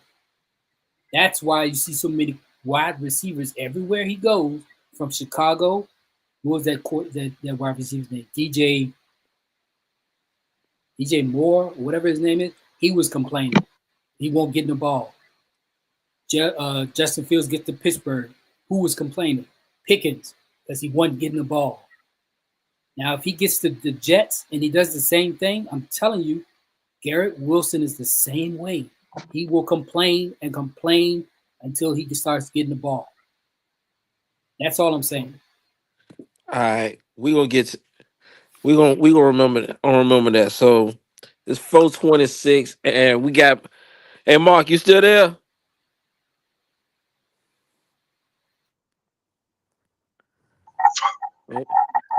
Let's see. Hey, Mark, we need to holler at you, bro. I'm here. we need to holler at you because I'm here. me and the guys talked in the group chat. Javante Davis got arrested again for putting his hands on his girlfriend, bruh. Hey, that's who he is. And that's why he's going to cost himself his career doing stupid stuff. You would think he would learn. But evidently, that dude got some problems. He said he had some problems after that Roach fight. Well, he better go get them fixed. Right. Hey, Mark, we get some feedback on the end, bro. Get some feedback. He might have cost him. He might have cost his payday in that Roach rematch. He might be locked up. You think that might be be a possibility? Yes. He should be locked up. Yes. You don't do that. It's a strong possibility. Come on, man. Be locked up. You can't be a habitual offender of wanting to put your hands on a female and don't expect no consequence. The first time. I mean, that was a slap on the wrist. Yeah. Yeah. They did a lot to get him out though too. And I think he's semi-retired too. They're gonna have to do two times as much this time. Yeah, I think they're gonna show him a lesson, teach him a lesson this time. So he might not box no more, like Mark said. Hey, and it's probably fine with him because I hope he was smart enough to save some of them coins. Well, like I said, maybe that brother needs to step away from the game for a while. He was kind of talking about it too, a little bit, saying that he wasn't into it anymore like he used to be. Hey, look, some people don't escape being a product of their environment either. Yeah, but I think what people tend to forget, Floyd Mayweather had that same problem. See? Yeah, and they put him down there and they what? He did time. No. I'm saying he didn't do it multiple times. That we know of. True. That's a good point there, Mark. That we know of. See, Floyd, the reason why I say that because some feedback. Getting feedback. Some behaviors you just can't look past or overlook. If you do it once, 9 times out of 10, you probably do it again. 9 times out of 10. Yeah, you're right. One thing I didn't notice, why did they wait until after the Jake Paul Chavez fight to deport Chavez? Oh, because they was gonna deport him the Too much money involved. They let him fight. He knew. It wasn't a surprise to him because he knew. They had an agreement with him to let him fight. They let him fight so he can get that money, and they made it so they didn't. All them people that bought them tickets, they couldn't do that. So so they let him fight. So you don't see this happening with Tank Davis? Hell no. No, you ain't got to deport him. You can deport him right to the jail. Here's a big difference, Mill. Nobody knew about this thing with Chavez except the promotional entities and the fighters themselves. Hell, everybody in the world know about this thing with Tank. Yeah, that's true. And Tank ain't got to worry about being deported unless he's going to jail. Well, he might wish he was deported if they locked him up. Man. Oh, they gonna lock him. Well, we all know they gonna lock him up. Man, and we all know the one thing that you should not do as a black athlete in this world is put your hands on a woman. Not only just that, just get in trouble, period. Yeah, or getting caught doing stupid shit. Well, let me ask you a question. Oh my God. Hold on. Kevin freaking Harris, ladies and gentlemen. I mean, I'm just keeping it real. Yes. Well, let me ask you a question. Harris. Let me ask you a question. Kevin freaking Harris. Let me ask you a question. when we talk about stupid stuff, look at what happened to Ben McLemore. Yeah. Oh yeah. Well, another prime example. Hey, look. When you do it to yourself, you have nobody to blame but yourself. You know what you're doing before you do these acts. You know you in the right frame of mind when you do it, when you So committing the crime. let me ask this in a different way then. And I'm not talking about the physical crimes. I'm just talking about just doing stupid stuff. Period. You think Do you think? think about it before you do it. Well, Well, hold on. Do you think that sometimes it's too much money too soon? Look, you Meaning know what I you think put is your it's no common sense it's, soon enough. it's well, nothing that I I'm going mean, to do to risk my bag. That's here's the the first thing. thing that I'm gonna think about. I ain't never had this much money Yep. in my life. I can live the life that I always wanted. I'm not gonna do nothing to mess it up. Hey, if I put it to you like this, I I'm agree just gonna with you, keep it Mark. real. I mean, Romar. Let me tell you something. I can't speak for everybody else. I'm just gonna speak from a personal standpoint. This is just me. You date a woman. You can see that somehow, some way, negative energy is brought. I ain't making up no excuse. I'm just talking facts on this. You get with a woman. You see toxic. You can already start to sense some toxicity because every man knows that a woman knows how to perfectly poke you to take you to that next place. If I'm going to deal with somebody that's going to be doing those things, then they ain't got my best interest. So the way we handle that is, I don't even get involved with you. yeah. I go on about my business. So These I dudes get get you. these dudes get I caught get what up. you're saying, Mark. And No, I'm saying my example wasn't about women. Mine was just no. period. I'm just Like saying that's just driving me. under The the influence or the spending too much money, doing stupid stuff. All Just right, stupid stuff. here's the thing. I'm gonna They get speak the out the mouth. they get first of all they get the money. That takes you into a whole life changing event. You're able to get depending on your family background. Hey, it could change everybody's life. Then you get in these things where now once you then started getting that money, you get this thought in your mind that you ain't touchable. And what these black athletes don't realize more than anything, and it's ignorant. As quick as they let you make a little bit of money, they can turn around the next day and take it all back. But when you're And 19, 20 years old, you don't have that knowledge hey, to know that. but Right? guess what? But see, this is where, and I agree with you, but this is where I disagree to a point. When you coming up as black men, all of us, we came up in an environment where we know we don't get that many chances. We come up where the odds is already stacked against us, and everything that's said about us is negative. And hopefully, I know at least for me to a point, the old school cats used to would tell you the do's and don'ts so you don't end up in certain See, situations. but you coming from a point where someone has a father or an old OG that can tell them that. You But grew no, up, this is what I'm saying. it's just But you and your mama, and but that's hold all up. But you see, got, and you no, all but of a here, sudden get millions of dollars. You don't know but what here's to do. but no, because here's the problem. Tank has been in a situation where he's been around enough people with money to know what's right and what's wrong. You Yeah. got the best way to put this, bro.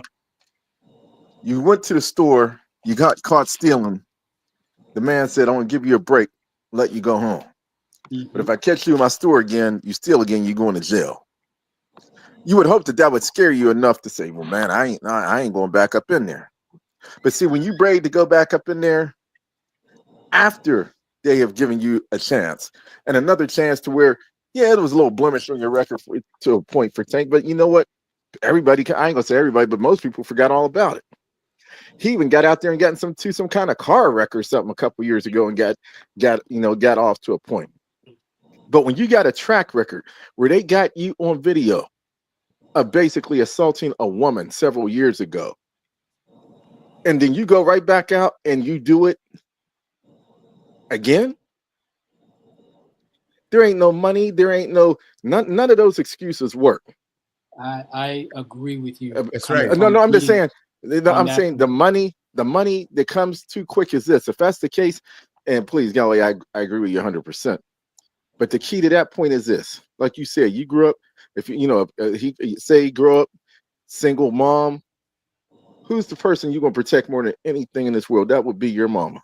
And if you seen what your mama Mhm. has went through, then why in the hell would you go out there and do that to another woman? That's right. See, there ain't no I couldn't agree excuse. with Mark more. There ain't See, no there ain't excuse. no And let me excuse. just share this. I Let me I share ain't this with buying you. it. And I'm gonna jump in real quick because this is a subject that really burns my butt because, like I said, our tank. Well, he ain't no teenager, right? But like you said, if the judge lets you off one time, or you had paid a little fine, you would think that you'd learn your lesson. All right. There's something deeper going on than that. You don't do it. No, there's no excuse. You can't give them any excuse. Number one, you don't put your hands on a woman. If you made the mistake the first time and you got a slap on the wrist, then make it. You take that as a lesson. We ain't talking about geometry. We ain't talking about algebra. We talking about common sense. So it makes no sense at all. Nope. I agree with you 1,000,000%, Mark. I agree with A you million guys in Hey, Dart. hold on. I agree with you guys to the point of where you're talking about abuse to a female. I'm not talking about that at all. I'm just talking about stupid mistakes in life. I Hey, agree with Dart. you about beating a woman. You should never do that. No excuse ever, ever, ever to do that. My point is, as a young person who grew up with, no father, no knowledge, no guidance, and then all of a sudden you're good in sports and you're given all of a sudden the next day millions, hundreds of millions of dollars. Do you really think that they're going to make the right decision? Hey, so we're gonna look past, like you said, young teenagers without a father. They come up and get all this money in a single parent home. Let's not forget a couple of years ago, John Morant, they got both parents, blew the bag. I was waiting for this comment too. Let's let Just let right. let's not blame it I was on waiting a all single day for parent this. on a single parent household. Because at the Roma, end of the day, Roma, when you're you get talking your about money, one Derek, hold percent, Derek. 1%.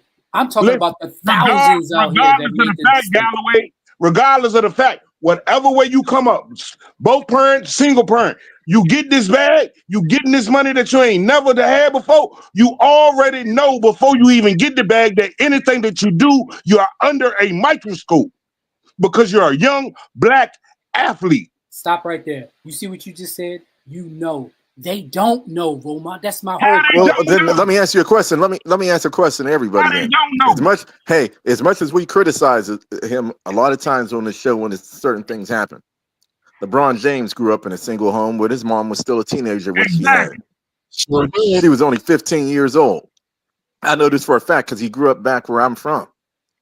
And trust me, there was drug dealers that was in his mother's life and all those other things. But when the bag came to him, he knew what to do. Yeah. He figured out how to handle it. The people, the couple of friends that he had, obviously, just the 3 or 4 of those dudes that he was tight with through high school. Yes, he brung them along, but he let them know, I'm going to give you a little bit of rope. Y'all better make the best of this. And if he could come from a single family home where his mama, trust me when I say this, was out there. And I remember to the point where when he first went to the Miami Heat, she had went out. Trust me, they'll talk about this back. She had went out one night, got mad at the valet parking guy and slapped him. Well, she went to jail. Hey, Pat Riley called LeBron up. They got her out that night. Pat Riley called LeBron up to his office and said, guess what? You send her ass back to Akron or wherever it is y'all sending her to, but we ain't doing it down here. And you ain't really seen that woman no more since. Mm-hmm. Because not only was it going to disrupt, they weren't going to let that disrupt the team, but they was basically telling LeBron, don't let her disrupt your life. You got to learn. You ever seen the Tracy McGrady interview where he said he 18 years old. He ain't never worked a day in his life. The first check he got was $750,000. They had a NBA rookie symposium or whatever they call it. that help them, teach them how to use their money. They get away from all these kids get away from all that. The help that the league's offering them, to help them to stay out of trouble. Roma, that's not something that's been around forever. That's new. You know why it's new? No. Because that's a lot of things. It ain't been around forever, Mark. Don't. No, but it's been around for a minute. And I know that for a fact, at least the last 20 years. But here's the other part of that. And Derek, I'm not disagreeing, but here's the other part of that. William, you can attest to this. This last time I looked at the NBA draft, I'm gonna be honest with you, and I might get criticized for it, but I'm gonna tell you the truth. I was proud to see these young black men get, to achieve what they achieved. But from a standpoint of how they presented themselves, I was totally embarrassed.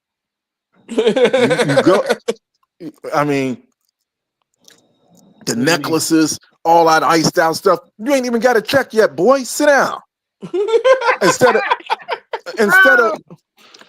of worrying about how you gonna be blinged out. Hey, instead of worrying about how you gonna be blinged out, let's find out how you can carve out a decent career for yourself. You're proving my point right there. No, I'm saying what I'm saying. No, but hear me. Instead of going around looking like you some kind of nutcase from New Jack City, sit down and figure out how you're going to make your career go beyond that first rookie contract so that you can have that next one, and so on and so on. Hey, look, I seen the interview where Michael Beasley said, "You know how I saved my first contract? You know how he was able to learn how to keep money and see how important money was? Guess what he said he did? That man said all he did was put his money on credit and debit cards. Because I don't want to use my card as much as I use cash. So if I don't keep cash on me, I won't spend as much." But here's the other part to it. He probably would have had a lot more money if he could have left that weed alone. But we'll get on that another day. But hey, Mark, weed or not, I got 20 million. And I ain't nothing but 19 years old. But guess what? That dude, nothing bad against him, but man, look. And he probably the most unguardable player in the NBA. But guess what? But the point I'm making, this dude, nobody believes this. If he came in here and kept his head on straight, I guarantee you he'd still be a top 10 player in the league right now. I think he'd be the best player in the NBA. And so when I saw this past draft, I said, "Oh my God!" Hey, you say, Galloway, you say, "Oh my God," but why LeBron ain't talking about how he got it, how he got his tail bust by the man day in and day out? NBA 101, Romar. That's 101. Hey, that's look, you talking about playing a team but sport. you the GOAT, LeBron. You the GOAT. Ain't nobody supposed to beat you. You the GOAT. I ain't say that. I don't know where you got that from. I ain't saying that either. But the one thing I will say about him, like I said, you didn't hear about him. He never did nothing. I mean, when it came to, you gotta think about something. This dude was 16 years old. He was on the front page of Sports Illustrated called The Chosen One. He's wearing sneakers given to him by Kobe in the 11th grade. All he had to do was graduate high school because they knew the money was coming his way. Yeah, but I have not heard of this brother ever messing up a dime of his money. Right. And that's my point, Mark. How many other LeBrons do you hear about not messing up? This squeaky clean. Everybody don't have the same mentality that. Well, that you heard what Romar said. Tracy McGrady followed that same path. Yeah, you got dudes. So you telling me Tracy McGrady is squeaky first car that he ever bought? Tell me made mistakes. He's made mistakes. Where? When has he ever been in trouble when has he ever been in trouble with the league? Listen, like you said with Mayweather, that we haven't heard of, right? Tracy McGrady's been pretty squeaky clean, I guarantee you. Maybe. But I mean, you got some image of LeBron. That's what I'm saying. Like, there could be more if there was more self-control or more guidance or more from the NBA. You said the key word. You said one key word. What's that? Self-control. They have to have self-control. Hey, look at Kevin Garnett. What trouble did he get into? Single parent, 17 years old, coming straight out of high school. self-control. He had self-control. He won't gonna squander the bag because this is the opportunity for not just me. It's for my family. This generational wealth. I'm not gonna blow it doing something stupid. Then you know what? I remember when he got drafted, Jason Richardson, because my buddy got me a press pass to go down to the LA Summer Pro League. This before I went to Vegas. We go down there, we sitting on, Magic played that day. You guys could have went to that. I swear to God, it'd have been like a kid in a candy store. You seeing all this. I'm being serious. You sitting up because I guess they figured you was important because you sitting in that area, but you sitting there next to back at the time sitting there, Cliff Livingston, Sidney Lowe, even Ed Lover was down there. All these people sitting in the same area as you, Moochie Norris. Oh, it was unbelievable. And the thing about it, Jason Richardson, I remember this is truth. I remember that team, his Golden State Warrior, because remember his Golden State Warrior Summer League team. That's when he played with Baron Davis, right? No, but I'm saying that Summer League, that for the rookies. Hey man, on that team it had him, the white dude, Troy Murphy. They had this dude out of Auburn that they thought was going to be everything, Chris Porter. They had remember him. They had Gilbert Arenas. That team was stacked. And they was talking to Jason Richardson, man, you going to get through this ride, blah, blah. He said, let me wait for that next contract and I might do something like that. But I'm not, right now I'm dealing with this first one. Because this brother knew, coming from Flint, that he knew what it was like to not have. And he wanted to make sure that he had it later instead of going out and doing all that other stuff now. And you're right. I agree with you when you say he can, hey, these guys do X, Y, and Z. But you ever notice, and again, when it comes to the draft, I even looked at Cooper Flagg doing a draft. This dude had on a normal suit and tie. Then you start getting dudes like that dude Ace Bailey out of Rutgers. Got on all this bling. I don't know if I want to go to Utah. Boy, you better go sit down and do what you're supposed to do. That's the way I look at that. Then you had Ron Harper's son come up there, dressed normal, suit and tie. His dad, of course, he had his dad. His dad put him on game. Hey, yeah. But you got, to how you were brought up. Like I said, how you brought up is the way that you would carry yourself. Not all the times, bro. I didn't say 100%. I didn't say 100%. But Galley, let me tell you a case of something. How you brought up? Once you become a grown man, nobody thinks for you but you. You know what you're doing when you do it. Hey, if your birthday you have to hold yourself accountable for losing your own bag. Well, here's the thing. If you're, and this is just the way it is. If you're 17 years old and your birthday is on the 13th of June, tonight at 11:59, all that goes out the window. You're a grown man. You're grown. So it's one of those things where you do with your money, how to live your life, or anything. It's all you from that point on. And you know what? Stop right there. Stop right there. Hold on, Mr. Brown. I'm gonna ask you because you're a parent here, Mr. Brown. I'm gonna ask you this: as a 17-year-old kid, would you condone giving a 17-year-old kid $400 million and think they're gonna do the right thing with it? Wait. No, Omar, let him answer. Omar, let him answer. Would you think that a 17-year-old kid never had any money his entire life, grown up poor, had bad parenting, just surrounded by bad situations, you give him, because he's athletically gifted, you think that I'm gonna give him $300 million, he gonna all of a sudden do the right thing? It's his choice, though. It's not always his choice. It's still a child of what I'm trying to say. Yes, it's his choice. Galloway, is it going to be the right choice, though? But Galloway, that's the truth. But then let me ask you, I'm going to go a little deeper with this. Go ahead. William can attest to this better than I can. 17-year-old child, given all that kind of money. Well, let's think about a 17-year-old child that didn't have no choice and had to go to Vietnam. It wasn't no once that draft process was over. It wasn't no more. He's a child. No, you're becoming a man. And I guess my thought process with that is this: I agree with you, Galloway, to the point to where I think this is my opinion.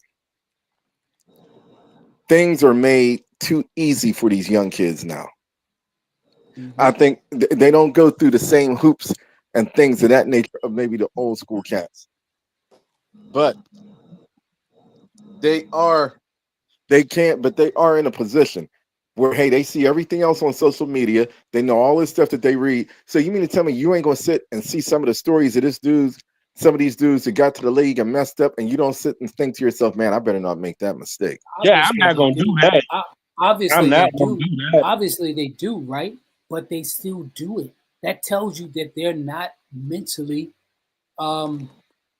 matured yet. No, right? and I get it, because you can get some people in their mind, they're thinking, Dark, that's not going to apply to me because I ain't going to Dark, make that mistake. And they turn around Dark. and do it anyway. Let me ask you this. Just because of your age, you get that $400 million, you ain't never seen $400 million in your life at your age.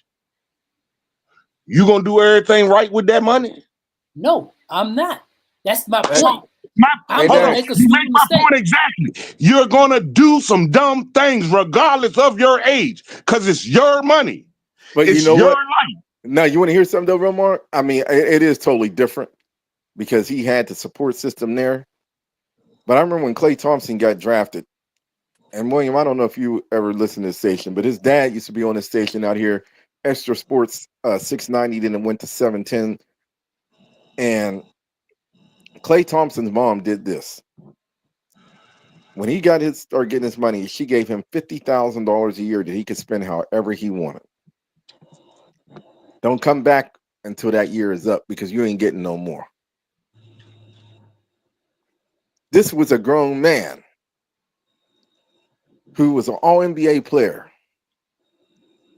and his mama still had him on a $50,000 a year allowance. And I guarantee I you, can say he the look same back at thing it and about my appreciate it quarterback right moment. now. I bet you My he quarterback appreciate it. moment in Washington, make sure that he's guarded, his money is well protected, and he don't fall for no dumb stuff. Well, you know what? I'm gonna be honest with you. I don't know how you guys feel, but my thing would be this: as a young person coming into the NBA, Major League Baseball, football, don't matter. The first thing I would tell the teams is this: if I'm a team owner, and it should be stipulated in their contracts with these agents that for the first 4 years of their contracts, they are not to be put in a position of investing into anything. Because a lot of these cats lose their money because you get these agents that have them invested in something they know that ain't going to work, but it's going to work for that agent because they slipping that money to funnel it to their account. They won't. Sounds they like cut they're making a bad decision to me with money. That sounds like bad what them agents are doing is those agents are taking that money to utilize their own lifestyle. They ain't worried about that player. It's the same thing when if you got a bank account and you say, damn, I know I wasn't supposed to take the $20 out, but I'll take out 20, I'll put it back in a week. See, that's what they do with these players' money until that week becomes a month, till that month becomes a year. And it's like, how do I put all this back? I understand what you're saying. Like everything in a nutshell to me about these discussions. I feel where you come from, Galloway, with it, but I'm gonna stand firm on it because we all done been young. We done all probably had a chance at an amount of money in our hand that we ain't think that we should have and did dumb things with. Not to the level that these athletes are. But the one thing that you need to know at the end of the day, your college coach and that university that you play for should help prepare you for your next step. But see, this is where Galloway comes in and makes sense on this part. Now what he's going to say, I get what you're saying, Romar, and that's 100% right. Here's what Galloway is saying is where it plays a different role on you, though. You got to remember, as a boxer, there ain't no. I mean, you don't have all of that. No, you As a, don't, because you your as own a boxer, investment. as a boxer, you are really an independent contractor. Yeah, you your own So, investment. here's the problem. Here is the problem, and this is what people, I think they get lost on this part. But let's just say, for example, you fight tonight, you get 2 million. Well, tax is going to take about 500,000 of that, so that leaves you about So you want a million five, five. Then one five. you gotta pay for your training camp. Then you got to So pay that's for all probably these another dudes. 500,000. Now you got to pay all these dudes that came in and sparred with you. Okay, so you might go you might go end up with no more than said money. No, we ain't done. Then you got to deal with the corner man. You got to let me tell you something right now. You know what a cut man makes? Cut man coming there, minimum $100,000. Whether you get cut or not, you paying that dude $100,000. The dude with the bucket with the water, you're paying him.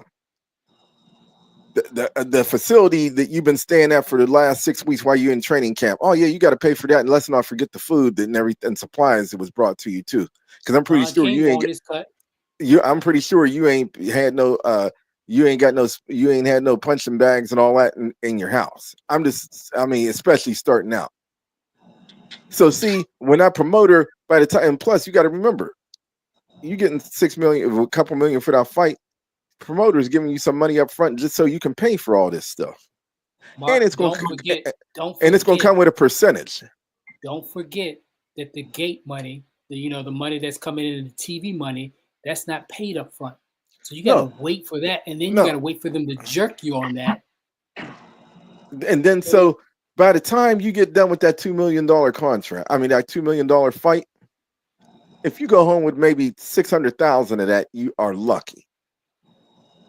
So if you're in that realm of being a boxer, you have a stretch of maybe, depending, and it depends. You come in, if you get in the game at 21, 22, turning pro, you got a phenomenal record, you got stuff going on. I hope by the time the age of 30, you got enough put away to where you ain't working, you don't ever have to work again. Because stuff goes away real quick. And like you said, the brother got I used to like to watch HBO fights. They show the dudes coming through walking into the arena, pulling up in Ferraris, all that kind of stuff. Oh man, they got it going on. Let's fast forward that 5 years later and let's see what they coming up in. Yeah. A Honda Accord. Let's see how they live. And Roma, I understand your passion and where you're coming from this, but understand I'm not saying 100% of the people I'm talking about. I'm just talking about a large percentage. Oh no, Galloway's right. For this situation, not every single person. I understand that, and the way I feel, the large percentage of what you're talking about have the right to make that decision for themselves. They know what they're doing. No, not all of them are mature enough to understand that, Roma. That's my point. You don't have to understand what you're doing. You're going, regardless if you understand it or not. If you want to do it, you're going to do it. But if you don't understand the consequences that come behind it, that's why they make those decisions. How many things that you have done and you know that you shouldn't have done and you understood the consequences behind it and yet and still you did it? I just see we're going to have to agree to disagree on this one. So we just move forward on that. Everybody we got to stop pleading the fifth on something. Everything was understood, don't need to be said. You about to get somebody snitching on here. All right. No, I'm not. I'm just making a point. Yeah. Good. That's good. That's good. Everybody made these points, but it's 5 o'clock, guys, and I gotta get Mark's take on a couple more things before WB kick us out of here. That was good. That was a good debate, though. That was a good debate, no doubt. Mark, on Netflix they had the fight with Katie Taylor against Amanda Serrano. Did you catch that?